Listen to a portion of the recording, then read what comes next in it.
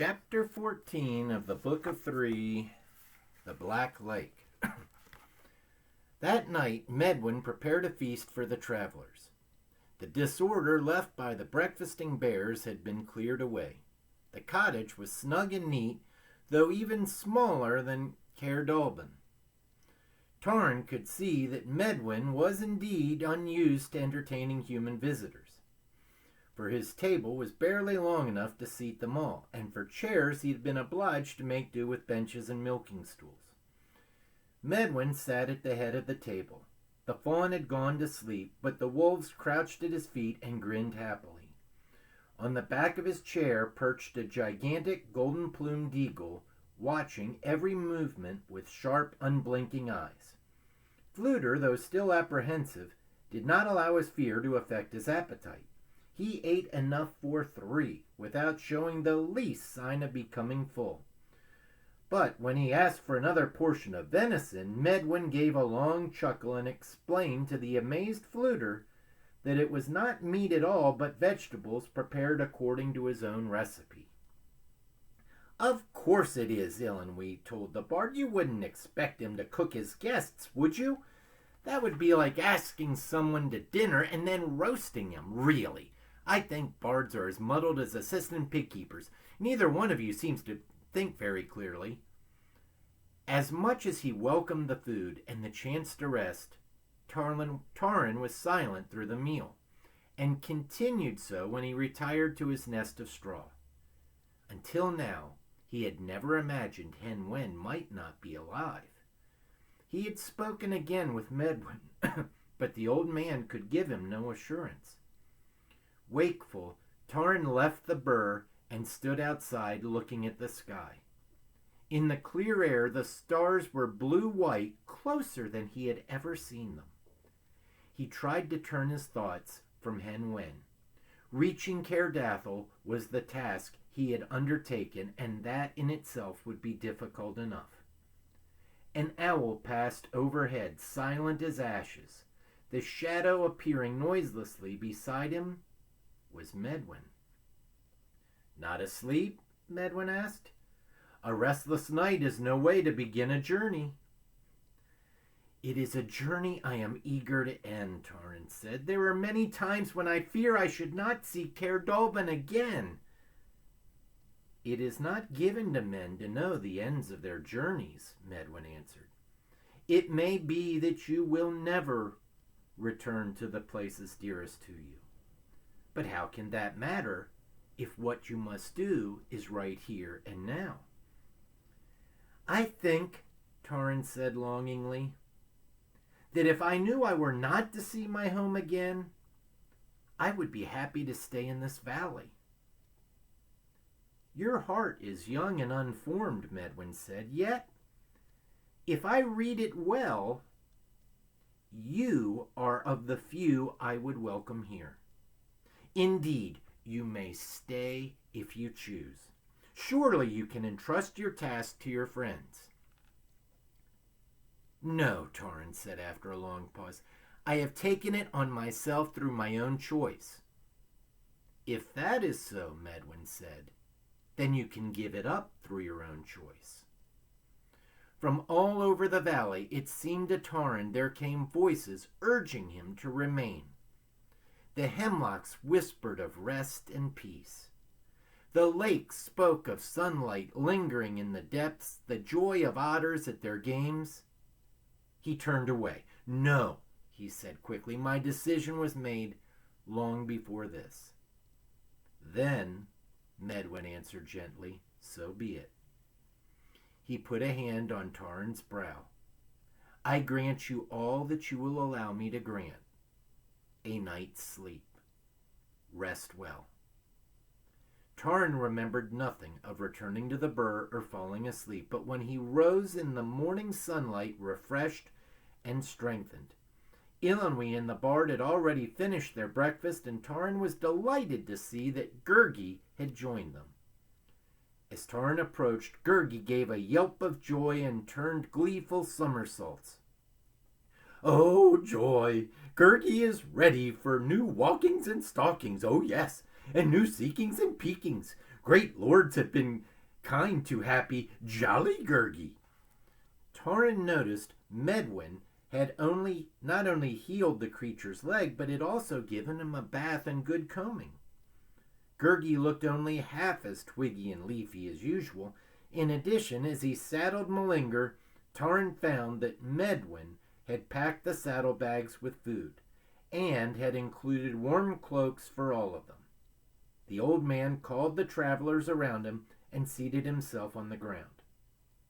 The armies of the Horned King are by now a day's march ahead of you. But if you follow the paths I shall reveal and move quickly, you may regain the time you have lost. It is even possible for you to reach Cairdathel a day, perhaps two, before them.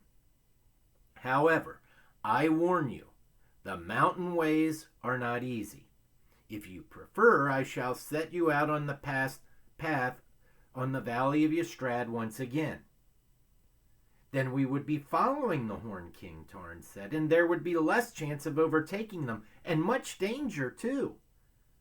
Do not think the mountains are not dangerous, Medwin said, though it is a different sort of danger. A flam thrives on danger, let it be the mountains or the Horned King's house. I fear neither, and nor to any great extent, he added quickly. We shall risk the mountains, Taran said. For once, Ilonwy interrupted, you've decided the right thing. The mountains certainly aren't going to throw spears at us, no matter how dangerous they are. I really think you're improving. Listen carefully then, Medwin said. As he spoke, his hands moved deftly through the earth before him, molding a tiny model of hills, which Taran found easier to follow than Fluter's map scratchings. When he finished, the traveler's gear and weapons were secured on Malinger's back. Medwin led the group from the valley. As closely as Taran observed each step of the way, he knew the path to Medwin's valley would be lost to him as soon as the ancient man left. In a little while, Medwin stopped. Your path now lies to the north, and here we shall part. And you, Tarn of Caerdalban, whether you chose wisely, you will learn from your own heart. Perhaps we shall meet again, and you will tell me. Until then, farewell. Before Taran could turn and thank Medwin, the white-bearded man disappeared as if the hills had swallowed him up, and the travelers stood by themselves on the rocky, windswept plateau. Well, said Fluter, hitching up the harp from behind him, I somehow feel that if we meet any wolves, we'll know they're friends of Medwin. The first day's march was less difficult than Taran had feared. This time he led the way, for the bard admitted, after a number of harp strings had snapped, that he had not been able to keep all of Medwin's directions in his head. They climbed steadily until long after the sun had turned westward, and though the ground was rough and broken, the path Medwin had indicated lay clearly before them. Mountain streams whose water ran cold and clear made winding lines of sparkling silver as they danced down the slopes into distant valley lands. The air was bracing, yet with a cold edge which made the travelers grateful for the cloaks Medwin had given them. At a long cleft protected from wind, Taran signaled a halt. They had made excellent progress during the day, far more than he had expected, and he saw no reason to exhaust themselves by forcing a march during the night. Tethering Malinger to one of the stunted trees that grew in the heights, the travelers made camp. Since there was no further danger, the Cauldron-born and the hosts of the Horned King moved far below and to the west of them. Taran deemed it safe to build a fire. Medwin's provisions needed no cooking, but the blaze warmed and cheered them.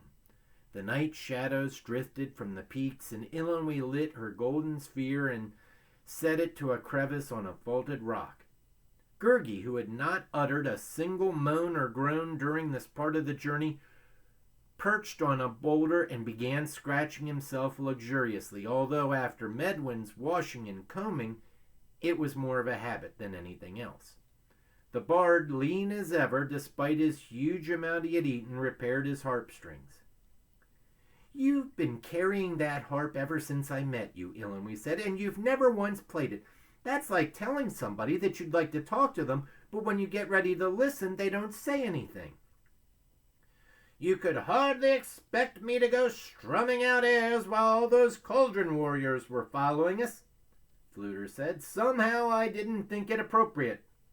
But a flam is always obliging, so if you really care to hear me play," he added, looking both delighted and embarrassed.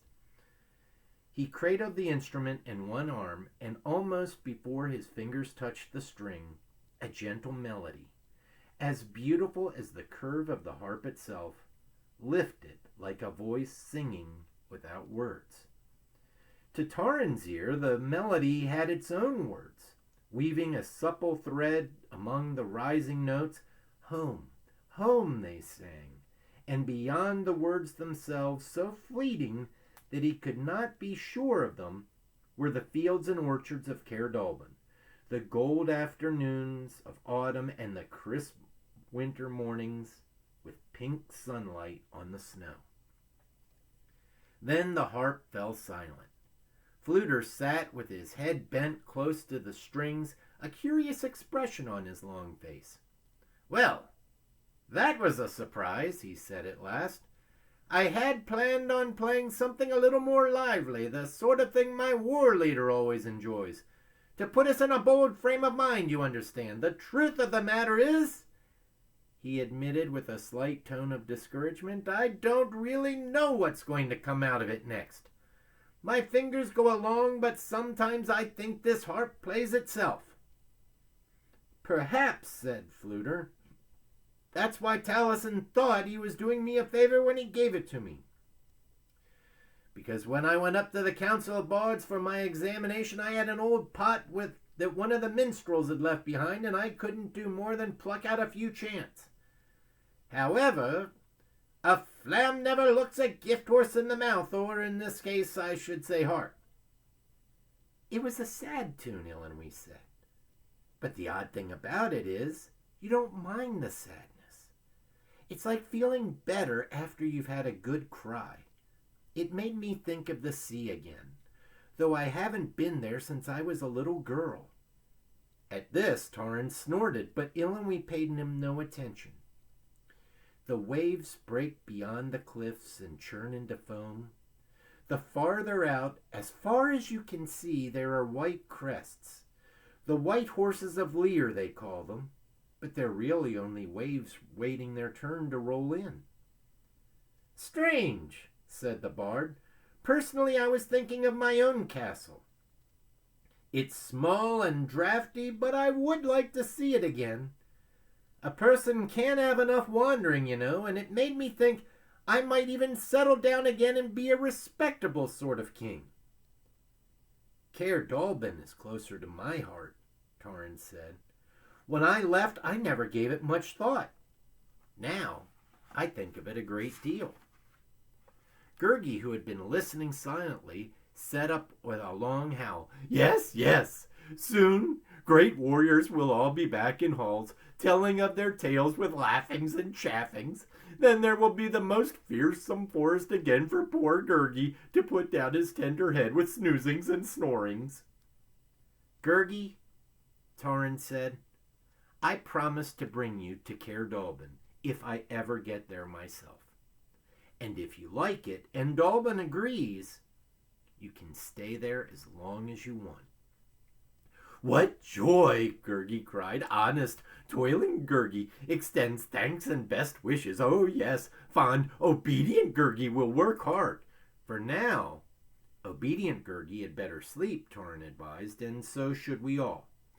Medwyn put us well on our way, and it can't take much longer. We'll start again at daybreak."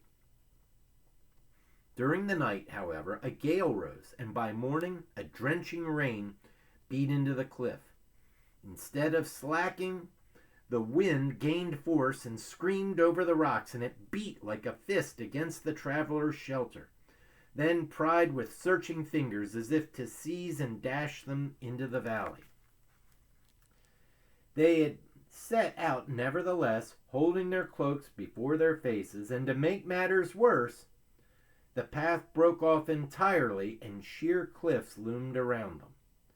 The rain stopped, and after the travelers had been soaked to the skin, but now the rocks were slippery and treacherous. Even the sure-footed Malinger stumbled once, and for a breathless moment Torin feared she would be lost.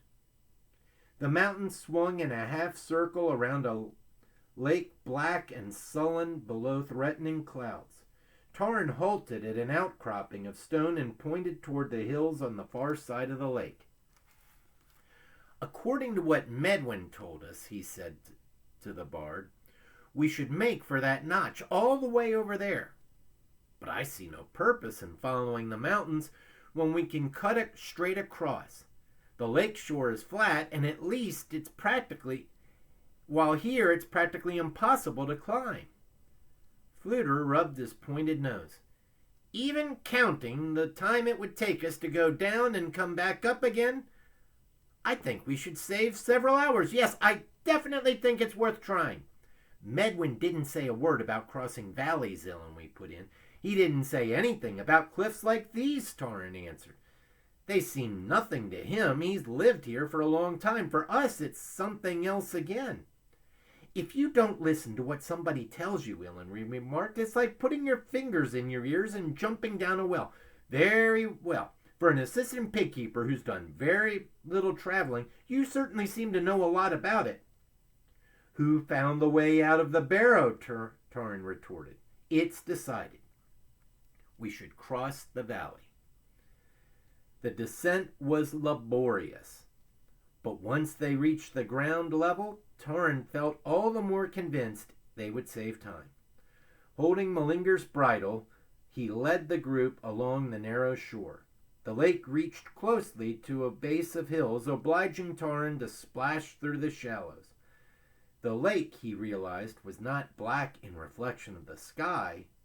The water itself was dark, flat, and grim and heavy as iron. The bottom, too, was treacherous as the rocks above. Despite his care, Torin lurched and nearly got a dunking. And when he turned to warn the others, to his surprise, he saw Gurgi in water up to his waist, heading toward the center of the lake. Fluter and Ilonwy were splashing farther and farther from land. "Don't go through the water," Torin called. "Keep to the shore." "Wish we could," shouted back the bard. "But we're stuck somehow. There's a terribly strong pull." A moment later, Torin understood what the bard meant. An unexpected swell knocked him off his feet, and even as he put out his hands to break his fall, the black lake sucked him down. Beside him, Malinger thrashed her legs and whinnied, and the sky spun overhead. He was pulled along like a twig in a torrent. Ilonwy shot past him. He tried to regain his footing and catch her. It was too late.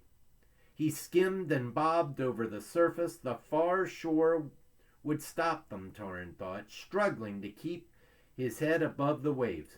A roar filled his ears, and the middle of the lake was a whirlpool, clutching and flinging him into the depths. Black water closed over him, and he knew he was drowning. Which will bring us to Chapter 15, King Italig.